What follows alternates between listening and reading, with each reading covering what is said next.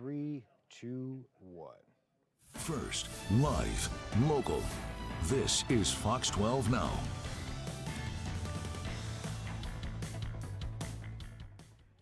And hello, everyone. Welcome back to Fox 12 Now. I'm Greg Nibbler. As always, appreciate everybody who joins this show. You know, we get to have a lot of conversations here on Fox 12 Now, and one of those is going to be about technology today. So you may remember a few months ago, we talked to a company called Digital Detox about the need for separation sometimes from your tech. I am one of the most guilty people of it ever. I am always on my phone. That is not good for your mental health or a lot of other things. We learned about that. I've tried to curb some of my behavior there. But coming up here with the holiday, Thanksgiving, there is also some other things to be concerned with when it comes to technology. And same kind of issue. Are you going to be on your phone, in particular kids? How do you keep kids? What's the right amount? How do you keep kids away from tech? What's the right amount they should be on, shouldn't be on?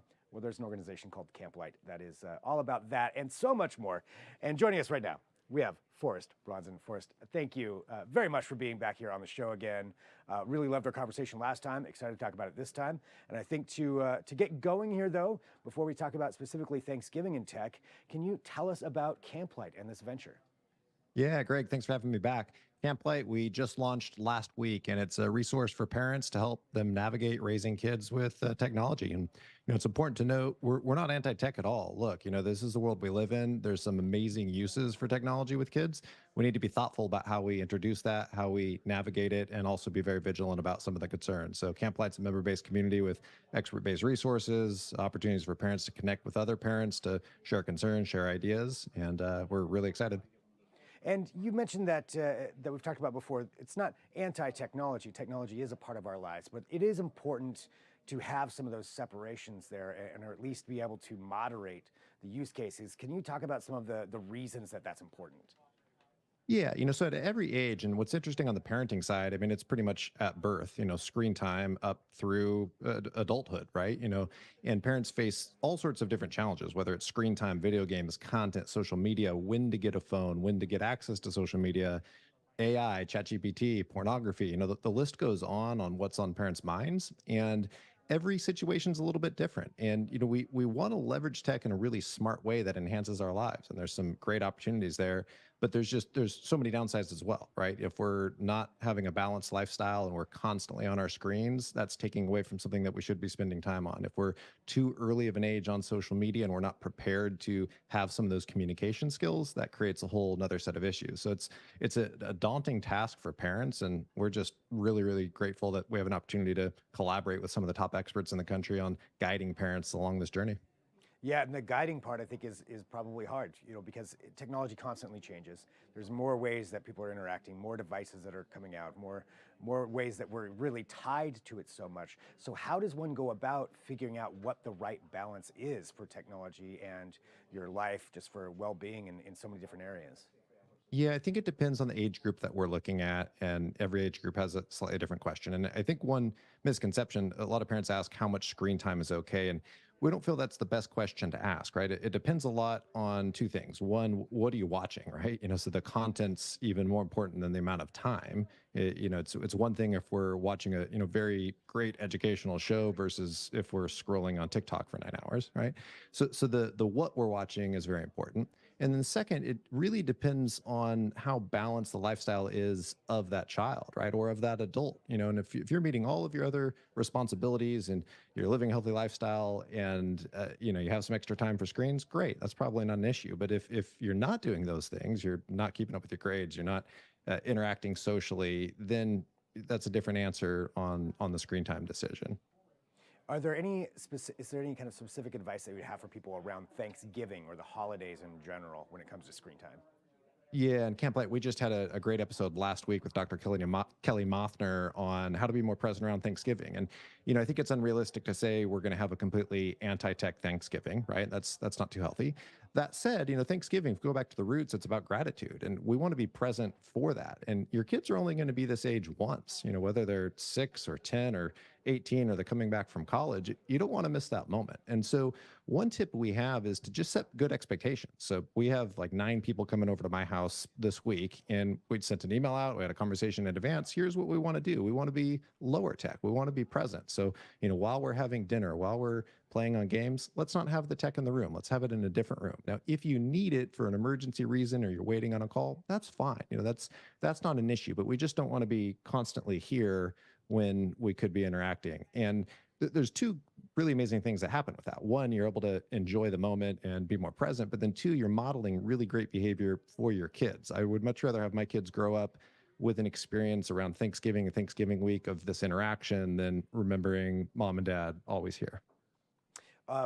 What is the way to go about that? Because I feel like it's one thing to say, hey, kids, you're not going to have your phone or your iPad or anything else with you right now, but then to actually make that happen, is it more removing the device? Do you use a technique like controlling the router? What do you recommend on that end? Yeah, so it's not just for the kids, it's for the adults too. So we want to model that behavior and not have Uncle Joe or Grandma and Grandpa on their phone. So that's equally important because we want everyone engaged. And for the kids, it kind of depends on the age. But one thing is getting tactile. If your hands have your hands occupied, and Thanksgiving centers around the kitchen, do more involvement with the kids cooking. Have some games planned. Have some conversations planned. Teach that it's okay to be bored. It's okay to have some downtime. That's healthy. And at the end of the day, we're not talking the whole year. We're talking a day or a couple days, depending on what type of gathering you're hosting. And I think it's fair to agree with the kids if they're having pushback. Let's have a conversation after and see how we felt. Let's just try this, and we could always calibrate again for next year.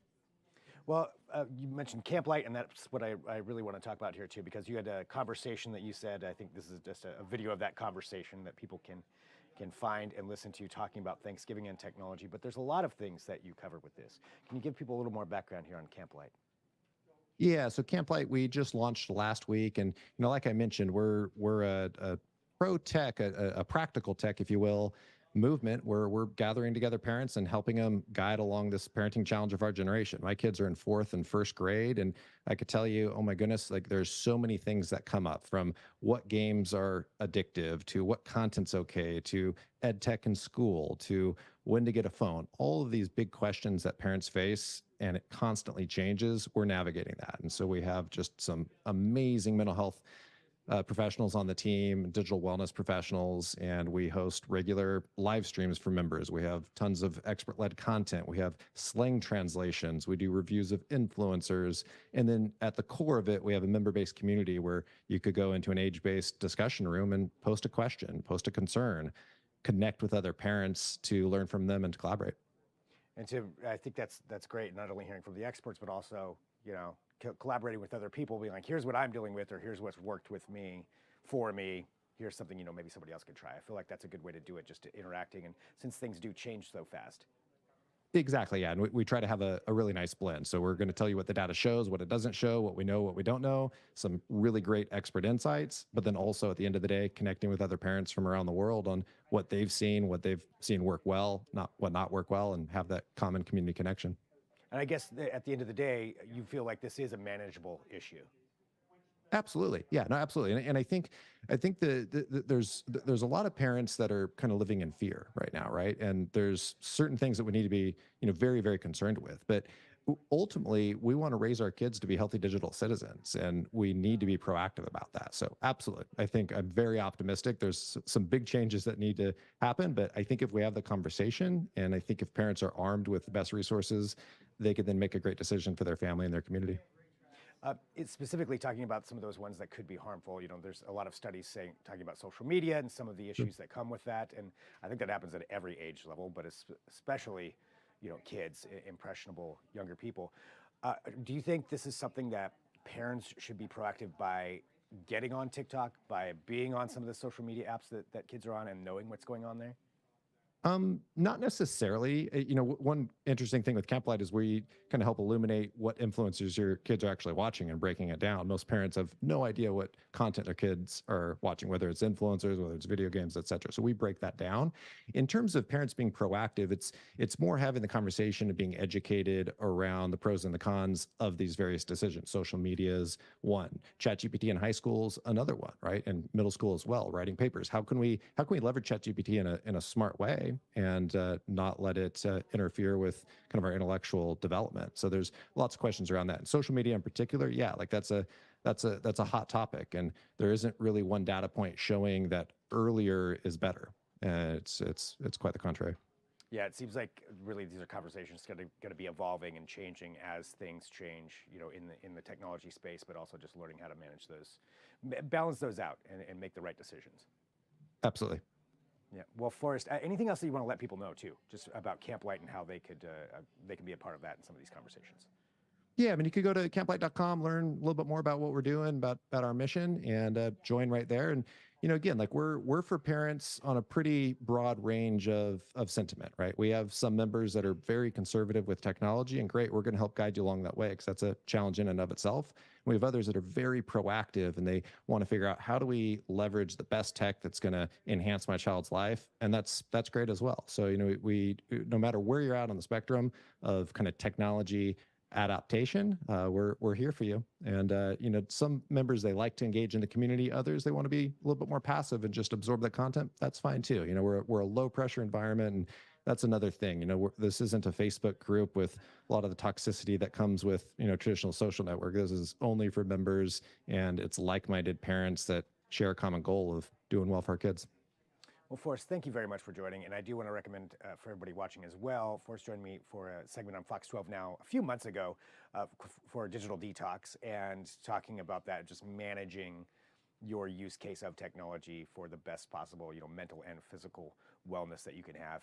And I certainly learned something from that. So I recommend people can go check that one out on the Fox 12 Now tab. And Forrest, thank you very much for joining us. Appreciate your time, and have a great day. Have a good Thanksgiving.